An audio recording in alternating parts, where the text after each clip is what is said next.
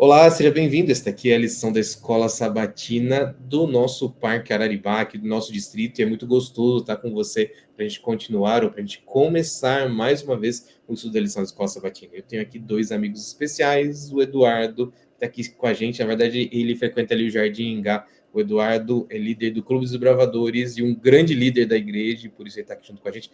Professor da Escola Sabatina do Ministério Jovem e outras coisas aí. Espírito de Profecia. Ele é a nossa fonte de Espírito de Profecia aqui, na nossa região. O Eduardo aí é fera. E, obviamente, o professor Alessandro Giacomini também, diretor de colégios. Eu nunca lembro, não é Limeira que você está. Limeira. É Limeira, Atualmente. pronto. Acertei. Ele está ali na Escola Adventista de Limeira como diretor e a gente é muito honrado pela presença de vocês dois aqui, amigos. O Alessandro, como eu comentei da outra vez, o professor Alessandro, ele frequentava a igreja do Parque Arariba. Então, você aí que conhece ele, mata um pouquinho da saudade, que vai ser bom, tá bom? Então, sejam todos muito bem-vindos. Disclaimers, avisos, para a gente poder aqui saber. Não esqueça de estudar a sua lição de Escola Sabatina. Se você não tem, é muito simples, é gratuito, é muito importante você estudar. Tem as opções do celular, tem as opções do impresso, tem a opção do CPB+. O importante é você buscar a sua lição. E todas essas opções estão disponíveis para a gente. Não deixe de estudar a lição. A gente estava comentando aqui o quanto essa lição está sendo gostosa, porque ler Apóstolo João, ler a Bíblia, na verdade, é maravilhoso, e bater as coisas que o apóstolo João fala com o coração são difíceis. Então, por isso, a gente está aqui realmente emocionado, gostando de estudar a lição da Escola Sabatina, e a gente vai ter hoje, mais uma vez, uma conversa especial, vai ser muito legal. Para a gente começar, eu preciso pedir aqui, Eduardo, por favor, começa com uma oração para a gente. Amém. Deixa eu orar. Querido Deus, muito obrigado pela oportunidade de estudar a sua palavra. O Senhor nos disse que onde estivesse um ou dois reunidos, o Senhor estaria conosco. Pedimos que o Espírito Santo possa conduzir essa reunião, que o Senhor possa falar através de nós, que nós possamos, Senhor Deus, ser cheios do seu Santo Espírito. Em nome de Jesus, amém. Amém, muito bom. Vamos lá, falar sobre a lição da Escola Sabatina. E eu gosto muito de começar aqui com o verso para memorizar, que está ali em João, no capítulo 14, no verso 6, quando Jesus se declara: eu sou o caminho, a verdade e a vida. Ninguém vem ao Pai senão por mim. Mas tem um outro trecho ali na lição de domingo que me chamou muito a atenção, e eu tenho que ler esse trecho na íntegra. Começa dizendo assim: assim como Moisés levantou a serpente no deserto, assim também é necessário que o Filho do Homem seja levantado, para que todo que nele crê tenha vida eterna. João 3, no verso 14. Da mesma forma como a serpente de bronze ocupou o lugar dos israelitas picados pela serpente, assim Jesus tomou o nosso lugar, pois fomos atingidos pelo pecado. Ele assumiu a penalidade que era nossa, para que pudéssemos ter a vida que era dele. Cristo também deseja que tenhamos a vida em abundância. Assim, a todos quantos o receberam, deu-lhes o poder de serem feitos filhos de Deus, a saber, aos que creem no seu nome, os quais não nasceram do sangue, nem da vontade da carne, nem da vontade do homem, mas de Deus. Cristo veio para nos revelar o Pai, afinal, ninguém jamais viu a Deus. O Deus unigênito, que está junto ao Pai, é quem o revelou. Ao ver o caráter de Jesus, nós podemos também ver o caráter do Pai.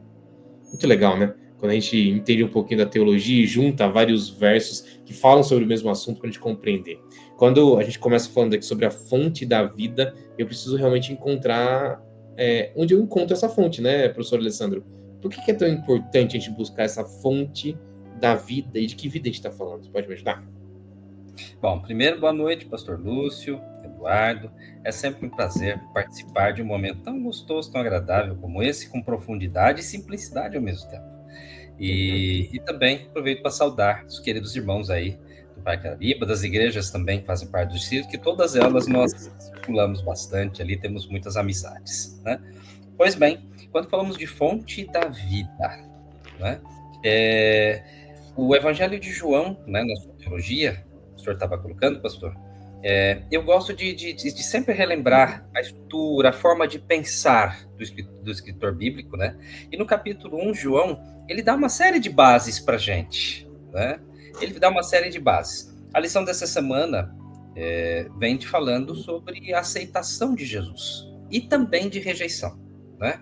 E esses dois temas são fortes no Evangelho, quando a gente lê o Evangelho lá no capítulo 1, não é? Diz, versos 11 e 12, diz assim, veio o que era para o seu, mas os seus não receberam. Então esse é um tema. E nas eleições anteriores a gente falou também bastante sobre rejeição. Mas aí está a beleza. No verso 12 diz assim, mas a todos os que o receberam, aqueles que creem no seu nome, deles o poder de serem filhos de Deus. Filhos nascidos não do sangue, nem da vontade da carne, mas da vontade do homem, mas de Deus. E ainda no capítulo 1, antes de qualquer coisa, né, João começa dizendo, no princípio era o verbo estava com Deus, o verbo estava com... ele era Deus, e nele estava a vida. Jesus é portador de vida eterna. Não portador, perdão, nós somos portadores, né? Ele é fonte. Jesus é fonte de vida eterna. E, infelizmente, pelo pecado, o homem se desconectou de Deus e veio à morte. Então, essa palavra, João trabalha muito essa dualidade no Evangelho, né? Morte e vida, né? Mas vida é mais importante que morte. Então, João fala muito, né, de vida. Depois a gente vai falar mais das ocorrências dessa expressão, né? E do que o termo que ele usa, né, Zoe, é vida, né? Mas eu queria retornar um pouquinho ao verso áureo. Alguns estudiosos descobriram aí, né, no pensamento judaico, na riqueza, né, de rabinos judaicos, de como eles pensavam esse verso. E alguém deles disse assim que a passagem, né, quando a gente pensa na figura do tabernáculo ou do templo, né, a primeira passagem, a primeira entrada, né, que dava acesso ao pátio, era chamada de caminho. Aí depois, né, para entrar no santo, a segunda passagem, a verdade. E depois, ali o véu, né, dividindo o santo do santíssimo, aquela passagem era chamada de vida. E eu fico imaginando o impacto que essa declaração de Jesus teve naquele contexto. Hoje parece que a gente perde um pouco da força, porque nossa mentalidade não é judaica, né, como a deles, mas eles estavam fortemente enraizados naquilo que hoje nós chamamos de Antigo Testamento, de Velho Testamento. Quando Jesus cita essa expressão, fala isso, né? Eu sou o caminho, a verdade e a vida. E agora com o tabernáculo em mente, né? Tenta imaginar você que está em casa aí.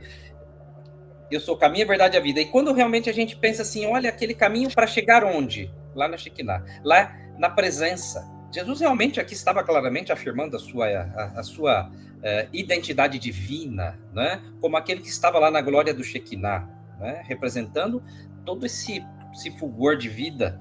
Isso é maravilhoso, né? E aí a lição então comenta que Jesus no Evangelho de João, ele fala da sua identidade, né? Os eu sou de Jesus. E esse é um deles, né? Eu sou o caminho, a verdade e a vida, né? Ninguém vem ao Pai.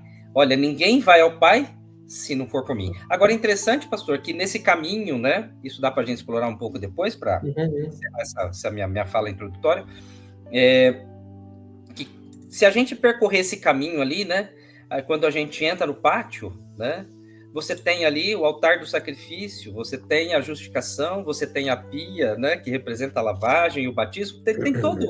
Aí quando você entra ali no santo, você tem ali o alimento espiritual, né, de um lado representado pelo pão, você tem a luz representando também a presença de Deus, você tem o altar representando as orações, ou seja, a vida espiritual de comunhão com Deus, né? E aí finalmente você chega, né, ali na presença de Deus. É muito rico isso tudo, né? De ilustrações de como, né? De como nós realmente devemos e podemos chegar a Cristo, né? Isso tudo me encanta. Não, a mim também. Eu tenho certeza que o Eduardo também, que é um estudioso ávido ali da Bíblia. O que me deixa mais... Qual que é a expressão aqui? Mais feliz é a escolha de palavras de Jesus, porque ele, com essa frase que para a gente parece muito simples, ele também, além de dizer quem ele era, ele estava apontando, ele estava de alguma forma chocando os judeus que estavam no marasmo espiritual, vivendo só ali de fazer o que dava para fazer, e é isso daí. E quando ele fala assim, eu sou o caminho, verdade e vida, ele estava dizendo para os discípulos, ou para todo mundo que estava ali em volta, presta atenção, eu tenho a salvação. Agora é interessante porque Jesus nunca pisou dentro do santuário. Lembra daquele texto do apóstolo Paulo, do livro de Hebreus, que fala assim, que o Jesus nunca entrou em santuário feito por mãos humanas, e ele não entrou mesmo. Ele sempre ficou nos pátios externos, porque o santuário era aquela parte complexa, aquele complexo interno, onde tinha ali o altar de sacrifício, mais a pia, e dali para dentro. Ou seja, Jesus não poderia, pela regra humana, entrar ali. Mas ele é o nosso sumo sacerdote hoje, porque ele é o caminho, ele é a verdade, ele é a vida. Ele está acima de qualquer construção humana. Isso é maravilhoso. Fala, Eduardo, por ele favor. Ele não entrou no terrestre, mas entrou no divino. Exatamente. Se eu não me engano, tem um texto, se não me engano, no Deserto das Nações, que fala que naquele tempo já não tinha mais a presença do Shekinah no Santo dos Santos. Só que a presença do Shekinah não foi percebida pelos judeus na pessoa de Jesus, no caso. Porque, assim, a presença do Shekinah não estava ali dentro do Santo dos Santos, mas estava ali ao redor deles. Então, assim, faltou muito dos judeus entender isso, no caso. Tipo assim, legal. Por exemplo, pode falar. A Bíblia, só para completar, a Bíblia cita assim, que o segundo templo teria maior glória do que o primeiro, porque no primeiro, os anteriores, eles tinham o Shekinah, obviamente, que era muito importante, mas o último teve o próprio Cristo. Exatamente. E só pegando o gancho aqui, só para eu não deixar passar, tem uma pergunta na parte de domingo que fala assim, o que aprendemos sobre o caráter do Pai com a vinda de Jesus? O caráter de Deus naquela época era um caráter de um juiz, aquele senhor que, se eu pecasse, ou se qualquer pessoa pecasse, aquela pessoa ela ia ser julgada, no caso. Só que Cristo, ele vem Jesus, ele vem como Filho de Deus, e ele mostra o verdadeiro caráter de Deus, que é amor, que é buscar, que é salvar o perdido. Então, assim, em João a gente vê muito essa questão de um Deus que veio para salvar, não para condenar. E eu acho que faltava muito isso aí no coração judeu. Eles tinham aquela cultura de que Deus, ele é aquele Deus severo e tal, mas só que Jesus, ele vem o oposto disso. Ele veio revelar o caráter do Pai, que no caso é ser amor, no caso.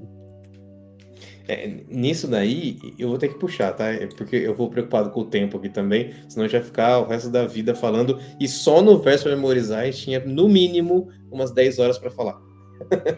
No mínimo. Quando o Eduardo fala sobre Jesus apontando o Pai, me chama a atenção porque na lição de segunda-feira, Jesus ele questiona, né, os discípulos, falando assim, e vocês vão embora para onde? Porque tá todo mundo me largando. As coisas que eu falo são duras, obviamente ligando. Lembra que ele falou que era o caminho, a verdade e a vida, mas ele não entrou no santuário, então ele não tinha direito de falar que era o caminho, a verdade e a vida. Não na visão humana, mas ele era o próprio Cristo, ele era o criador, o originador de todas as coisas. Então, entende que ele falava coisas duras. Em algum outro momento ele diz para os discípulos, olha, se vocês não comerem minha carne, beberem meu sangue, judeu de forma alguma tomaria o sangue. Lembra, dentro das leis de saúde, que tomar o sangue de qualquer animal seria abominação perante o Senhor? E ainda mais uma carne humana, de um humano morto, de forma alguma. Eles entrariam em contato com a carne de um morto, então eles comeriam, né, a carne de um morto, ou então tomariam sangue. Então, quando Jesus fala essas coisas, ele está sendo muito duro para a cultura da época. Mas Jesus tinha o plano, ele sabia o porquê estava falando daquilo. E aí ele diz então para os discípulos, e vocês vão para onde? E aí o apóstolo, no caso, nem era apóstolo ainda, né? Pedro vira para Jesus e fala assim, mas a gente vai para onde? A gente vai seguir quem? Só você tem as palavras da vida, a mesma expressão Zoe, ou Zoe, que significa a vida, mas não uma vida terrena, não uma vida que acaba, mas a vida eterna. A gente fala sobre essa vida, não fala, professor Alessandro? Ou a gente entende quando a gente fala sobre Jesus, sobre ela? Eu gostei aqui de um comentário do Eduardo, porque e desse resgate que o senhor fez desse texto ali, quando Jesus ele fala com os discípulos, Jesus não estava perdido ali na ideia, assim, simplesmente de ter popularidade. Jesus tinha um foco bem claro, e a gente vê que, por um lado, Jesus, em algum momento, ele atrai multidões, e depois Jesus, vamos colocar aqui, ele faz um peneiramento ali, entende? Confrontando mesmo, falou, né, na questão dos pães, por exemplo, vocês estão me procurando por causa dos pães? E nesse contexto aí, Jesus fala palavras duras, e depois ele diz assim, olha, alguns de vocês estão me seguindo assim por, sei lá, né, não com realmente com motivação correta e tal. E depois ele diz assim: e alguns de vocês vão me trair. Curioso que Pedro estava entre eles. Alguns de vocês vão me abandonar, outros vão me trair. Curioso que Pedro estava entre eles. E depois Jesus pergunta, né? Depois que vários o abandonaram, diz o texto, né? Olha, depois disso, depois dessa fala de Jesus, muitos não andavam mais com ele. Mas Pedro continuou andando. E Jesus sabia, né? Que Pedro, em algum momento, ia negá-lo, né? Outros iam abandoná-lo, mas a gente vê a misericórdia. Mas agora, nessa questão da vida, eu acho que é importante a gente frisar alguma coisa, pastor, é que como Jesus, assim, declara a sua identidade, com expressões divinitórias. Eu participei de momentos muito felizes aí no Parque Araripe, mas eu me lembro também de alguns desafios que a igreja enfrentou, né, com ataques de heresias. E havia grupos, né, que questionavam a questão da divindade de Jesus. E nós vemos Jesus usando expressões tão claras, né? Tem um padre, autor de um livro chamado Fascínio de Jesus. Eu gosto desse livro. Um livro pequeno, um livro de bolso, praticamente, mas eu gosto muito desse livro, escrito por um padre. E em algum momento ele questiona isso. Ele fala, olha, Jesus afirmou que é Deus? Sim, ele afirmou. Então só nos resta duas opções. Ou cremos em Jesus e cremos nele como Deus, aceitando tudo o que ele tem para nos oferecer e aceitando o senhorio dele sobre as nossas vidas, ou rejeitamos, porque ele não pode ser apenas um bom mestre, um bom profeta, etc. Porque bom mestre, bom profeta, seja lá mais o quê, não mente. E outras, ele não passaria de um lunático se ele não fosse o que ele diz ser. Porque ele usa expressões, ele diz assim, eu sou a ressurreição e a vida. Os eu sou de Jesus no Evangelho de João são um tema também de estudo muito interessante, que a lição propõe aqui, né? Os eu sou, eu sou a porta, eu sou o caminho, eu sou a ressurreição. E depois, quando em algum momento ele disse ali, discutindo com os fariseus, né? Olha, antes que Abraão existisse, eu sou.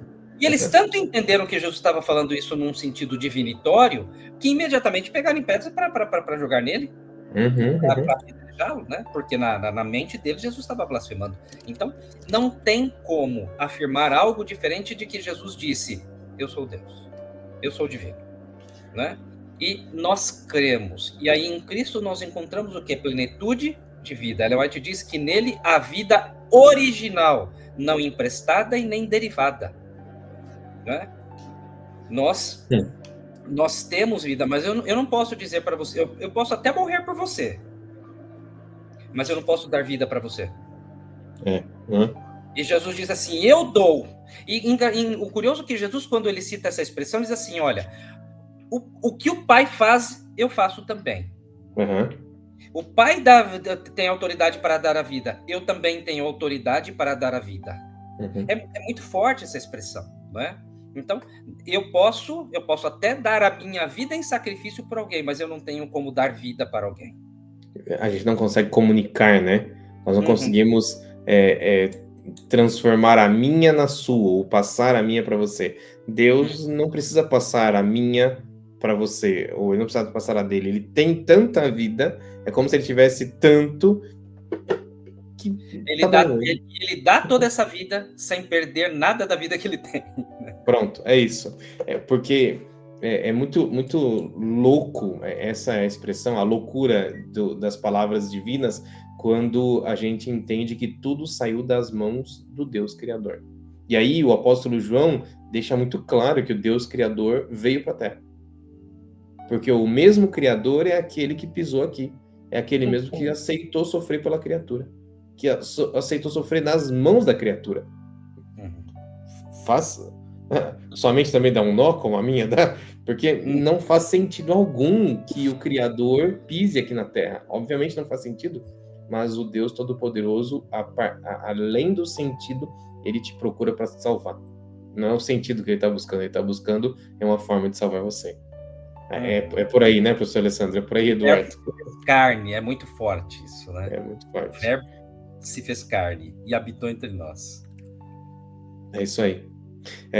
Me chama a atenção ali a pergunta número 3 ali da que inclusive foi o trecho que eu já li, né? Ali da lição de segunda-feira, depois de a gente falar um pouquinho sobre as palavras da vida eterna, não tem para onde a gente ir, a não ser aos pés de Jesus, a não ser com Jesus. Alguns textos são citados ali, respondendo a pergunta, como é que a gente pode receber a vida eterna? E aí, alguns deles são maravilhosos e muito fortes, né?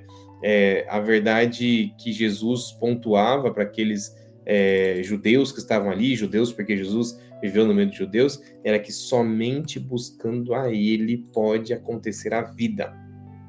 Então, entende aí, não existe outra forma de você ter vida, a vida eterna, a vida criada em algum local do universo, ela só pode vir se você estiver ligado à fonte da vida, e a fonte de vida é Cristo Jesus.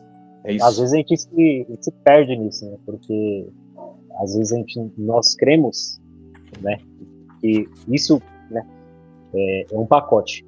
Porque às vezes nós cremos que se nós guardássemos os mandamentos, nós vamos ser salvos.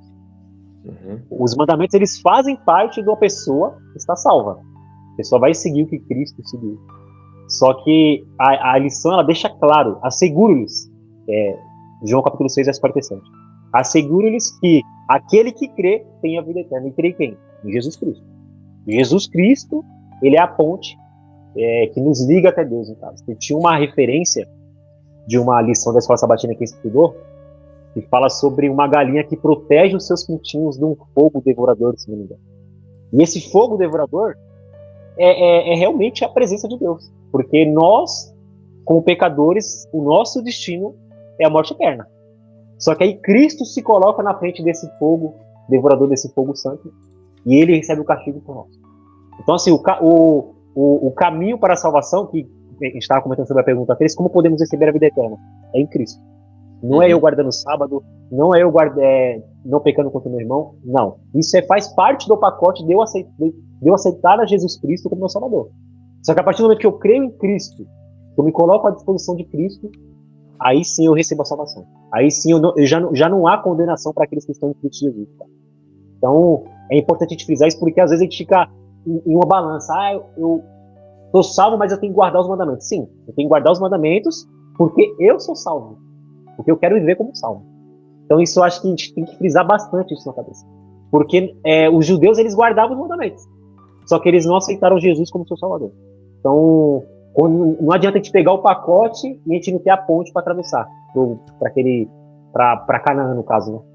Mas eu tenho que ter a ponte e no meio desse caminho, atravessando essa ponte, eu pego o pacote, que é a lei, que são as coisas, e eu vivo como salvo, no caso. Ô Eduardo, deixa eu citar um texto aqui, acho que concorda com você. João 3,16, um dos mais conhecidos da Bíblia, né? Fala lá, porque Deus amou o mundo de tal maneira que deu seu Filho unigênito para que todo aquele que nele crê. Percebeu o que é crer a palavra?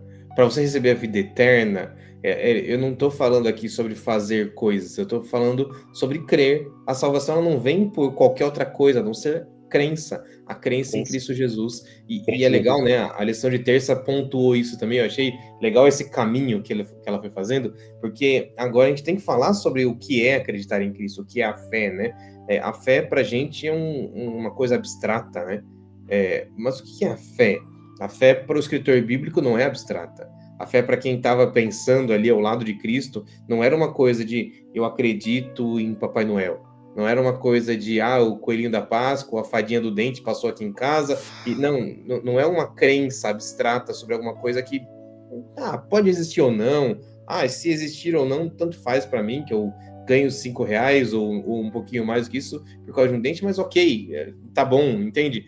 Não é uma coisa que vai mudar a minha vida, mas essa crença, dela depende toda a minha salvação. E é interessante porque até mesmo a fé, ela não nasce da gente. Ela vem de algum outro ser, que é o ser ligado a Jesus Cristo, chamado Deus Espírito Santo. Qual que é aquela expressão? O crer e o efetuar. Qual que é esse verso? Me deu um branco aqui agora. Ele faz tanto o querer como efetuar segundo sua boa vontade. Pronto. Quem é que faz? É o próprio Deus Espírito Santo.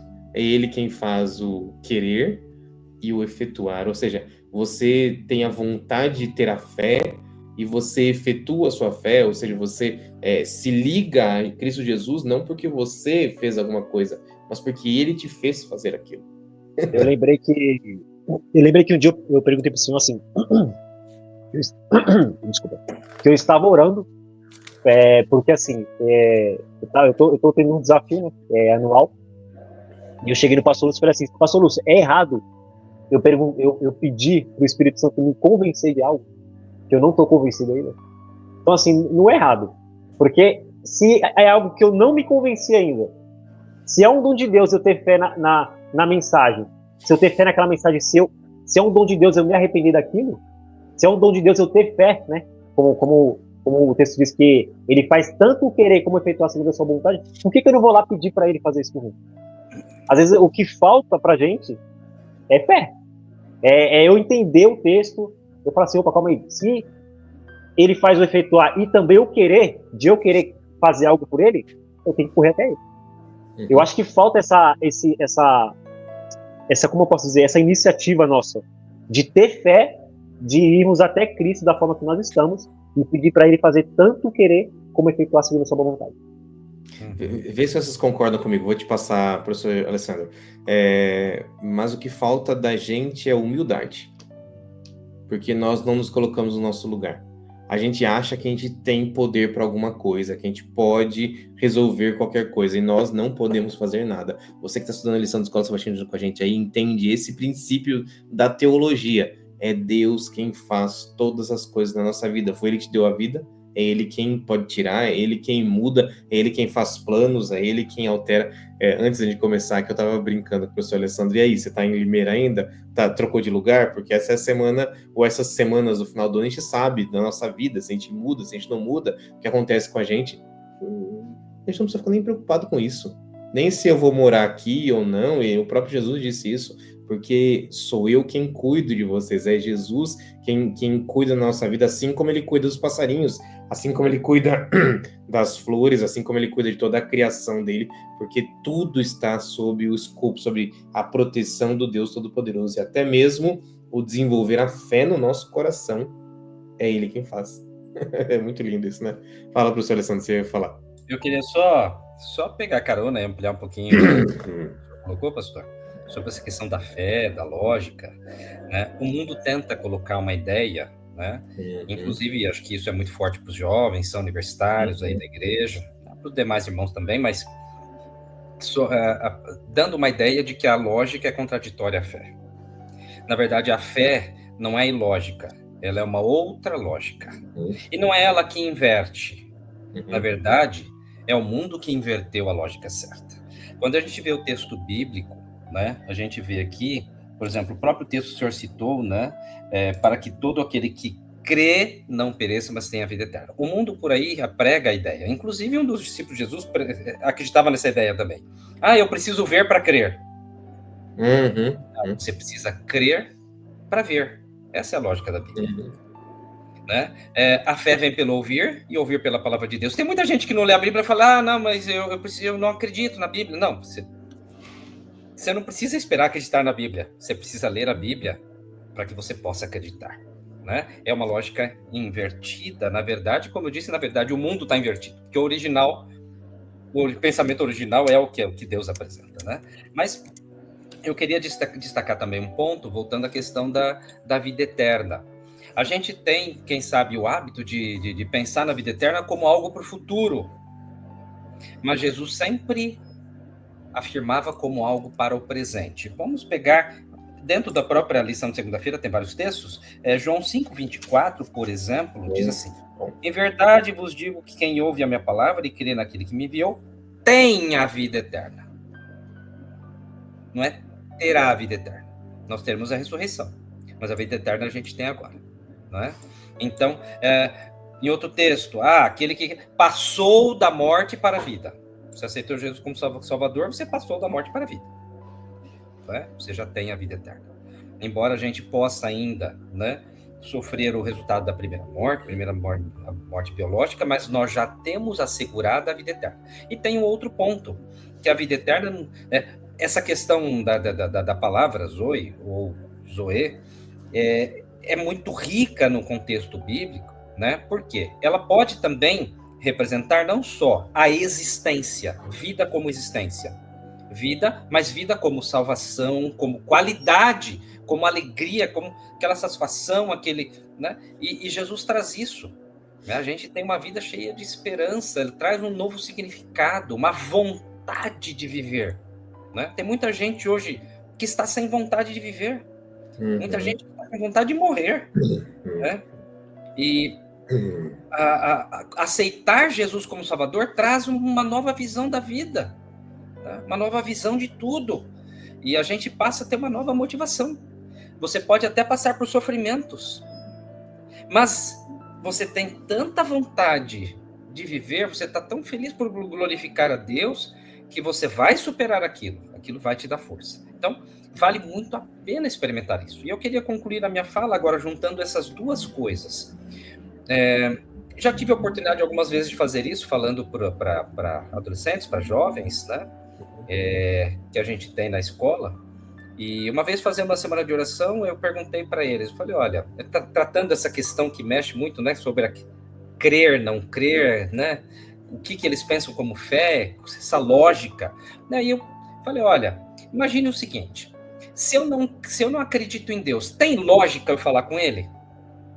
O que vocês acham que eles responderam? Claro que não. Disseram que não, eu entendo, né? Sim, disseram que não. Aí eu disse, tem, e aí eles me olharam surpresos. Falei, vamos imaginar o seguinte, você está perdido numa selva.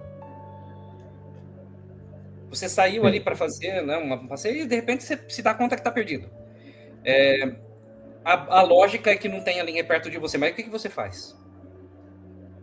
Ora. Você grita, tem alguém aí? Socorro, tem alguém me ouvindo? Né? Uma outra ilustração que eu propus também, de repente eu estou no meu trabalho, me empolguei, fiquei fechado até tarde e tal, e de repente eu não tenho a chave, quem tem a chave é o porteiro, sei lá, o monitor, e de repente eu fiquei trancado. E é uma sexta-feira, eu vou passar o fim de semana lá. O que eu faço? Eu grito, eu chamo. Tem alguém me ouvindo? Eu bato, eu tento descobrir se tem alguém do outro lado da porta, da janela, seja lá de onde for. Então, muita gente, às vezes, ignora essa lógica. Ora, se você tem dúvida, né, mesmo que você não creia que tem alguém no céu, pergunte. E se você se arriscar a perguntar, você vai ter o risco de ser respondido, né? É muito interessante essa questão da lógica bíblica, da lógica da fé, né? A fé vem pelo ouvir e ouvir pela palavra de Deus. Jesus deixou bem claro, as minhas palavras são vida. E a gente tem que lembrar que João diz lá, no começo, nele todas as coisas foram feitas como? Pela palavra. Ele é o verbo, ele é a palavra, aquilo que Jesus fala na vida. Quando ele fala alguma coisa, né, quando ele dá uma ordem, acontece, inclusive de vida. Ele falou e tudo passou a existir, diz a palavra de Deus. Muito bom, é isso mesmo. Muito bom mesmo. A gente às vezes fica na dúvida, querendo justificar, né, o porquê da fé.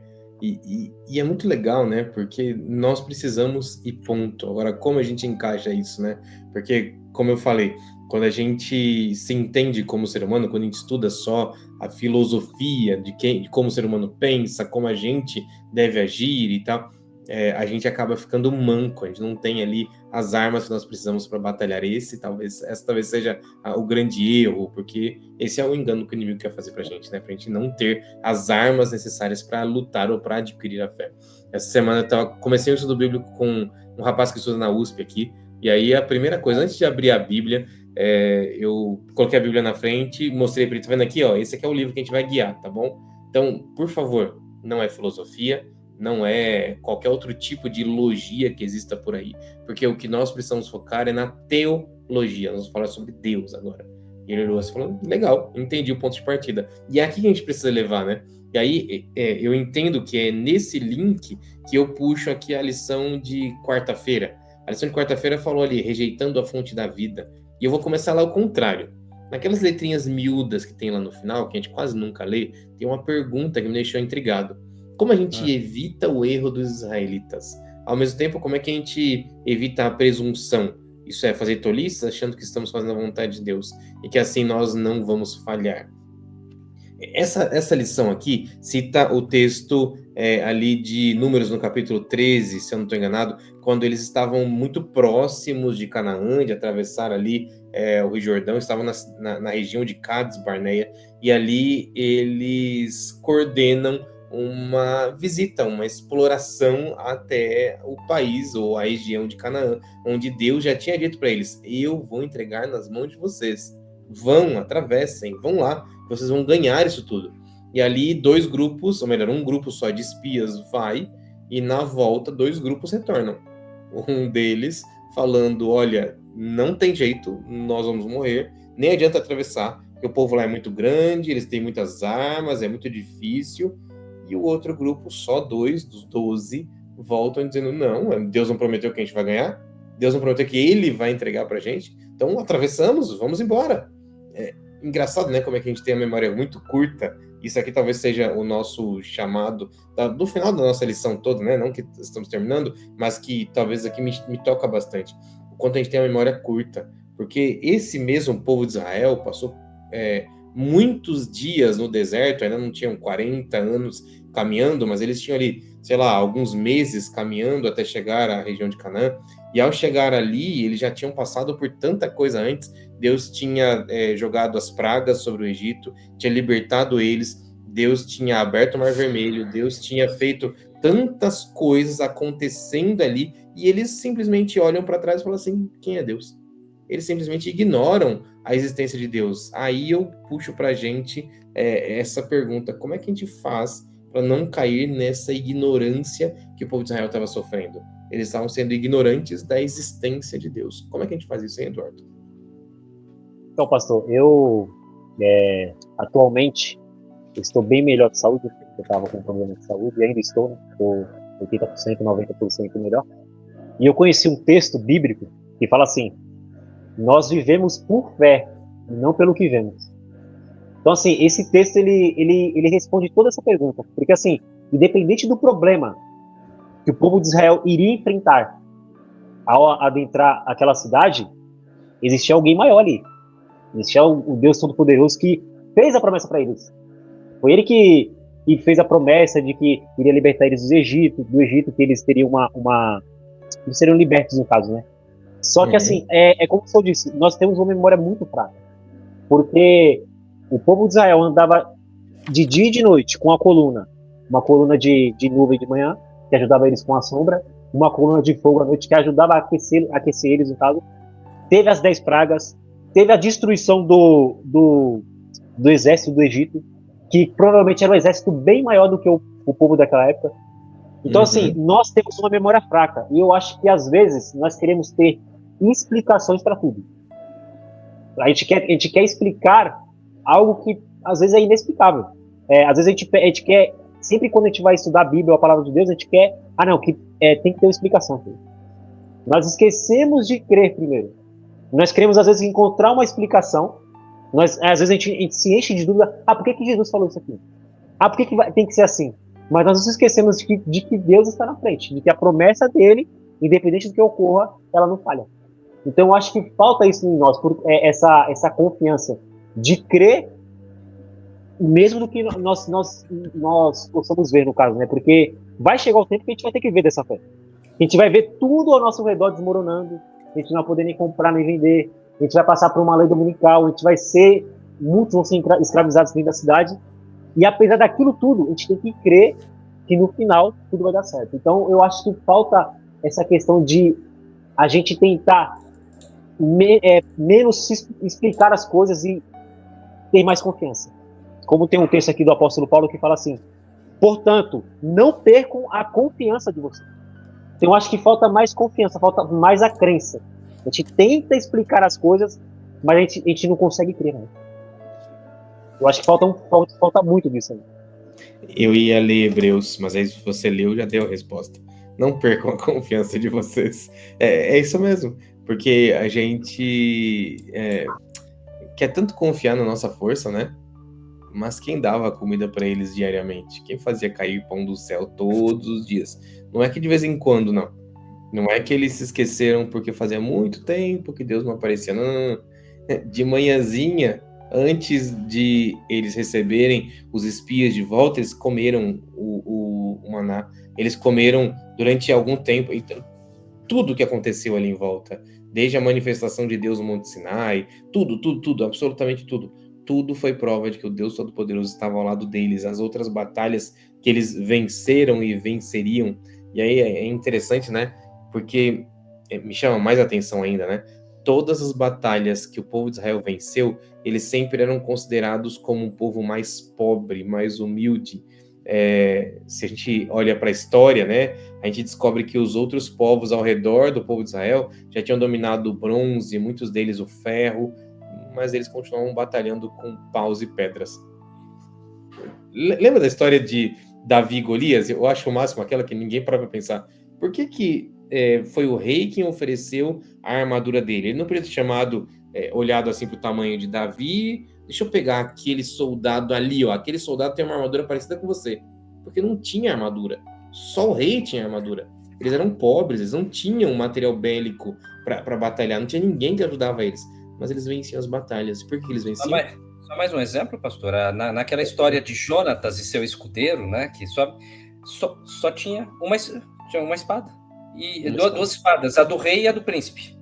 Só tinham 2 espadas. E o outro exército tinha lá 36 mil carros de batalha, né? E cavaleiros, né? Fortemente armados. Né? Isso realmente ilustra, né? E como nós poderíamos vencer como povo de Deus, né? Eu queria só dar uma pitadinha nessa questão da dúvida, da incredulidade. Alguém vai ser condenado por Deus por ter dúvida? Não. O que nos condena é a incredulidade. Uhum. Como a dúvida se torna incredulidade? Quando eu não tenho humildade para avaliar e para aceitar as evidências que Deus me dá. Eles rejeitaram as evidências. Agora, por que eles fizeram isso? Aí vem um outro ingrediente, a questão das expectativas. Eles formaram uma expectativa e tentaram, né, achar o Messias que satisfizesse suas expectativas. Será que eu não corro o risco de fazer o mesmo hoje? Por isso que a lição faz essa pergunta importante, né, que o senhor colocou aqui, né? Como que eu corro o risco de cometer o mesmo erro? Como eu posso evitá-lo? Não é? Por isso que nós devemos ter a humildade de perguntar. Como na história, né, na ilustração que eu coloquei agora há pouco, pergunte, né? Pergunte. Se você realmente perguntar com humildade, né? Não com altivez, com orgulho, com obstinação, mas se você perguntar com humildade e buscar a resposta de Deus, ele vai responder, né? E onde Deus vai responder? Tem coisas que Deus realmente vai, de alguma forma, sussurrar, né, na nossa mente ali, mas assim, a palavra de Deus. Nós devemos buscar a palavra de Deus. Jesus enfatizou muito isso. Ó, a minha palavra. Quem rejeita as minhas palavras, rejeita a mim. Quem rejeita a mim, rejeita o Pai. É isso mesmo. É isso mesmo, é isso mesmo. Bom, preciso puxar aqui o condenação. Aí a lição né, já encerra a lição. E não, quem rejeita, né, o Pai, quem rejeita Jesus, entrou em condenação. Né? É isso aí. Eu ia falar isso. Você já jogou o gancho. Eu só preciso puxar ele. Posso? Amigos, a gente precisa agora entender o último dos pontos que o nosso tempo se foi. A gente gosta de falar sobre a Bíblia. Quando a gente vai à lição de quinta-feira, que é o último ponto, o título é condenação. Pesado. Só que o apóstolo João, ele mostra pra gente exatamente que tipo de coisa nós precisamos para não ser condenados. E a resposta do apóstolo João é: quem pratica a verdade se aproxima da luz. A proximidade de quem nós estamos é o que define se nós estaremos rejeitando a Cristo ou então se nós estaremos aceitando a Ele, né? Por isso o chamado para a gente hoje é seguir o exemplo de quem? Dos apóstolos. Porque Cristo é a nossa fonte da vida. E os apóstolos diziam: para quem eu vou? Eu preciso seguir esse daqui, porque só o Senhor tem as palavras que levam para a vida eterna. Talvez esse seja o nosso chamado, né? Eduardo, por favor, traga aí suas palavras finais, que a gente precisa encerrar, e depois, professor Alessandro, nós vamos então encerrar com oração. A minha colinha aqui, ela acabou a bateria. Eu tava com a colinha aqui. Mas, vou pegar esse gancho de condenação. Quando nós. Tem um texto do livro de João que fala assim: João capítulo 3, verso. Calma aí que eu me perdi aqui. Deixa eu ver se é 18. É 18. É isso mesmo. Quem nele crê não é julgado. O que não crê já está julgado, porquanto não crê no nome do unigênito Filho de Deus.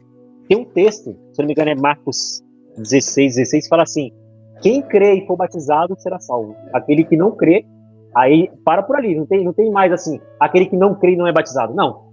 Aquele que não crê já está condenado. Então, assim, a partir do momento que eu rejeito a Jesus Cristo, que eu rejeito a luz, estar com a luz, né? Porque muitos dizem aí que aceitaram a Jesus, mas não vivem na luz, né? Só tem aquela plaquinha ali: Jesus Cristo é amor e vivo por aquilo.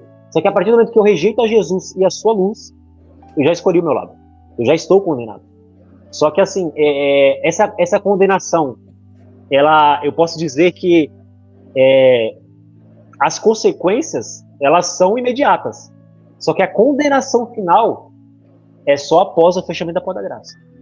Porque Jesus Cristo, ele veio para o mundo, não para julgá-lo, a Bíblia deixa isso claro, mas para salvá-lo.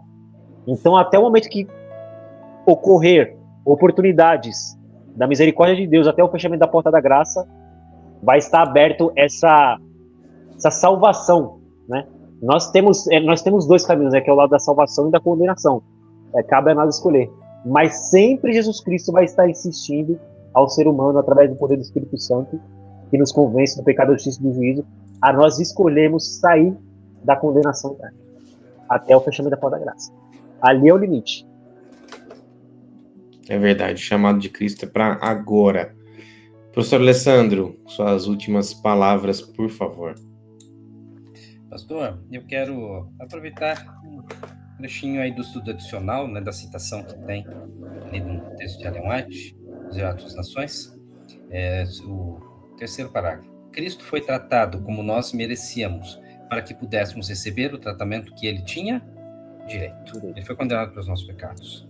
Jesus suportou não só a condenação, Jesus suportou a vergonha, tudo que eu deveria passar. Quando eu penso, né, todos sabemos os pecados que já cometemos em pensamento. Imagine se isso tudo fosse exposto. Eu fico pensando que eu não suportaria a vergonha de ter todos os meus erros expostos, todos os meus pecados expostos. E como isso me comove saber que Jesus passou a vergonha que eu deveria passar no juízo. Ele levou sobre si a minha vergonha, ele levou sobre si a minha condenação. As pessoas discutem muito essa questão, o que eu preciso fazer para ser salvo? Não, Jesus já fez. Você precisa aceitá-lo. A grande questão é o que eu preciso fazer para estar perdido. Aí sim eu preciso fazer algo para estar perdido, né? Eu preciso realmente... se nós simplesmente aceitarmos Jesus, né? Quando eu digo aceitarmos, realmente na verdadeira acepção do termo, né? Permitindo que Jesus faça parte da nossa vida, que ele atue no nosso ser, o Espírito Santo vai conduzir todo o restante, né? Para a santificação, para a glorificação, e nós não teremos o peso da condenação. Condenação não é lá na frente. A gente já sente esse peso da condenação agora. E Jesus, ele quer te libertar dele. Muito bom. A gente não pensa o que foi Jesus se rebaixando ao tamanho do ser humano. Chegando até onde o que nós somos. Nós somos pecadores, maus, ruins, mas Jesus vem até o nosso nível, obviamente não pecando, não fazendo coisas ruins, mas ele anda por aqui. Foi abaixo ainda, porque Paulo fala em Filipenses 2, né? Que já foi uma tremenda humilhação, ele tomar a forma humana, mas depois assim, que ele ainda desceu mais, né? Tomando a forma de servo, e na forma de servo ele se humilhou, né? Morrendo a morte mais ignominiosa, que era a morte de cruz, né? E aí, pegando os nossos pecados todos, e aí sim vem a grande o grande problema, né? Porque ele aceita todos os nossos pecados sobre ele e agora sim ele desce ao ponto mais baixo. Ele não merecia, mas ele veio para nos dar a vida, porque a vida saiu dele. Entende? Então, já que saiu dele, ele era o responsável por vir para nos resgatar. Então, olha, para mim isso é lindíssimo, porque eu, como criador de qualquer coisa que não funciona, taco no lixo e sem dó nem piedade mando embora. Ele não, ele vem para nos salvar. E ele tinha muito mais poder do que eu ao mexer com meus parafusos e porcas que alguém um dia criou e inventou, mas ele foi o criador de tudo e ao mesmo tempo ele se preocupou com você e comigo para que nós pudéssemos ter a vida e a felicidade eterna. É isso aí. Temos que agradecer a ele pelas maravilhas. Professor Alessandro, muito obrigado pela bênção de você estar aqui.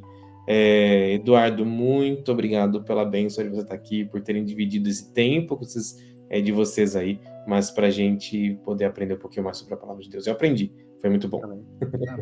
Nós também, foi um prazer. Eu vou pedir para o professor Alessandro fazer a oração aqui final, e aí nós encerramos a nossa lição de Escola Sabatina essa semana. Oremos então. Senhor nosso Deus, louvado seja o teu nome e obrigado, Senhor, pelos momentos aprazíveis, maravilhosos que passamos aqui na tua presença, falando sobre a tua palavra, falando sobre a pessoa de Jesus e sobre os ensinos dele. Nós te louvamos e pedimos, Senhor, abençoe a vida de cada um de nós e de cada um dos irmãos e das pessoas que estarão assistindo esse vídeo. Que o Senhor possa, Senhor, fazer com que teu Santo Espírito atue na mente e no coração de cada um de nós, que possamos aceitar Jesus totalmente.